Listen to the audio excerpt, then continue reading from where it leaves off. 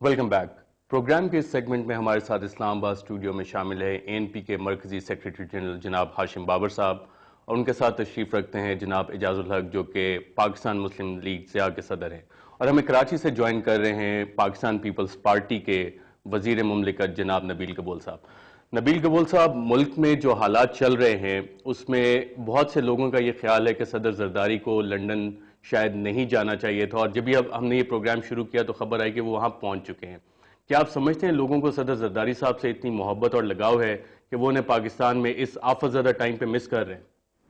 I think president Zardari کا یہ بڑا ایک امپورٹنٹ دورہ تھا انگلینڈ کا، جیسا کہ آپ کو پتہ ہے کہ انگلینڈ کے پرائم منسٹر نے انڈیا جا کر جس قسم کا اینٹی پاکستان سٹیٹمنٹ دیا ہے، اور جس طریقے سے انڈیا نے ویسٹرن کنٹریز کو جو وہاں پر بریفنگ دی ہے پاکستان کے خلاف، آئی تھنک ایسے حالات میں پریزیڈنٹ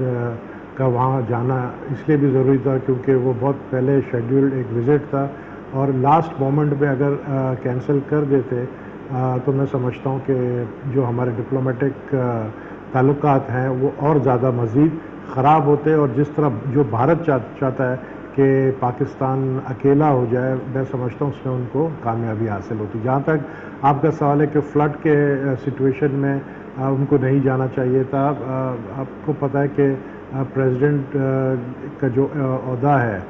وہ 18 امینڈمنٹ کے بعد ان کا جو عہدہ ہے وہ اتنا امپورٹنٹ نہیں ہے۔ جو چیف ایگزیکٹو ہیں وہ پرائم منسٹر ہوتے ہیں، اور پرائم منسٹر خود جو ہے پرسنلی فلڈ کے سچویشن کو دیکھ رہے ہیں، خود جو ہے ایک ایک علاقے کا دورہ کر رہے ہیں، and I think that is very important کہ گورنمنٹ کا جو رول ہے، and government is the prime minister, وہ اپنا رول ادا کر رہے ہیں۔ رائٹ، ہاشم بابر صاحب، نبیل قبول صاحب نے کہا کہ جی صدر زرداری کا جانا ضروری تھا پاکستان کی انٹرنیشنل کمٹمنٹ سے۔ آپ سمجھتے ہیں کہ جو اس وقت حالات ہیں، ملک میں ایک آفت آئی ہوئی ہے، صدر زرداری کا ملک میں ہونا ضروری تھا؟ لیڈرشپ ایک رول ادا کرتی ہے، اور اگر پریزیڈنٹ بھی یہاں پہ ہوتے، لوگوں کے ساتھ سولیڈیریٹی ایکسپریس کرتے تو کچھ حالات شاید مختلف ہوتے۔ میرے خیال میں نبیل قبول صاحب نے اس کی پوری وضاحت کر دی ہے کہ 18 امینڈمنٹ کے بعد تو یہ سارا معاملہ جو ہے وہ پورے کا پورا وہ پرائم منسٹر اور اس کی کیبنٹ کے ساتھ ہے۔ جہاں تک صدر پاکستان کا تعلق ہے، اگر وہ یہاں سے پاکستان سے باہر گئے ہیں تو وہ پاکستان کے مفاد میں ہی گئے ہیں، اور اگر ان کی ضرورت ہوتی، ریئلی اگر ان کی ضرورت ہوتی فلڈ افیکٹڈ ایریا میں خود جانے کے لیے تو شاید وہ ٹھہر بھی جاتے، لیکن سوال صرف اتنا ہے کہ موقع پر وہی آدمی جا سکتا ہے جو فیصلہ کرتا ہے، اور یہ فیصلہ جو ہے وہ پرائم منسٹر کے ہاتھ میں ہوتا ہے، چاہے وہ اماؤنٹ کا فیصلہ ہو، ایڈ کا فیصلہ ہو، کوئی امداد کا فیصلہ ہو، یہ کام جو ہے اب وہ صدر زرداری صاحب کے ہاتھ میں نہیں ہے۔ تو برطانیہ سے تعلقات کے جو فیصلے ہیں وہ صدر زرداری کریں گے؟ میرے خیال میں ضروری ہے صدر زرداری، نبیل قبول صاحب نے برطانیہ کی بات جو کی ہے کہ برطانیہ کے پرائم منسٹر نے جو بات کہی ہے، میں قبول صاحب سے بصد احترام شاید یہ پوری طرح متفق نہ ہوں، لیکن صدر پاکستان کا پورے یورپ کا دورہ اور پھر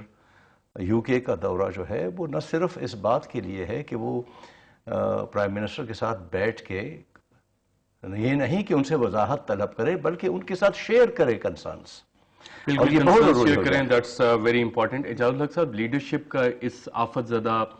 وقت پہ ملک میں موجود ہونا کتنا ضروری ہے، یا کہ پریزیڈنٹ ایک بالکل ٹیٹولر ہیڈ بن گیا ہے like the queen of Britain, اور ان کے ملک میں ہونے یا نہ ہونے سے فرق ہی نہیں پڑتا؟ دیکھیں، بات یہ نہیں ہے، بات ہوتی ہے سمبولک، اور موجودہ صورتحال میں دنیا کے کسی خطے میں آپ دیکھ لیں، چائنا کا میں نے دیکھا تھا کہ تھوڑا سا یہ سنکیون کے پروونس میں جو پرابلم ہوا تھا، رائٹس ہوئی تھیں تھوڑی سی، تو چائنیز پریزیڈنٹ اور prime minister one of the two جو کہ بیرونی دورے پہ تھے، دورہ چھوڑ کر بیچ میں سے واپس آ گئے۔ یعنی چائنا جیسا ملک جو کہ مطلب دنیا کی ایک سپر طاقت ہے، تو ہم تو نہ 3 میں نہ 13 میں۔ دوسری بات یہ ہے کہ ایسے موقعوں پہ جب کہ 18 کروڑ عوام کی توہین ہوئی، اور جو برٹش پرائم منسٹر نے وہاں کہا تھا، میں سمجھتا ہوں کہ اگر احتجاجاً طور پہ ہمارے صدر وہاں نہ جاتے تو اس کا ایک پازیٹیو امپیکٹ پڑنا تھا۔ اس کی وجہ میں آپ کو بتاتا ہوں کہ قوموں کی زندگی میں ایسے بہت کم موقع آتے ہیں کہ جب فیصلہ جو ہے وہ قوم کی امنگوں کے مطابق آپ کر سکتے ہیں۔ ٹرکی کو آپ دیکھیں، $45 بلین کی آفر تھی، امریکنز جو تھے صرف راہداری مانگ رہے تھے کہ they wanted to fly over Turkey to attack Iraq, तो टर्की की पार्लियामेंट में ले जाकर उन्होंने चाहे आपस में फैसला कर लिया हो, कह दिया जी कि नहीं हम इजाजत नहीं देंगे, उन्होंने $45 बिलियन ठुकरा दी। यहाँ पे हम एक छोटा सा वक्फा लेते हैं और वक्फे के बाद जब हम वापस आएंगे तो देखेंगे इस पे अवाम को एतराजात हैं, लीडरशिप को एतराजात हैं, और ये कितना जरूरी दौरा था एक वक्फे के बाद।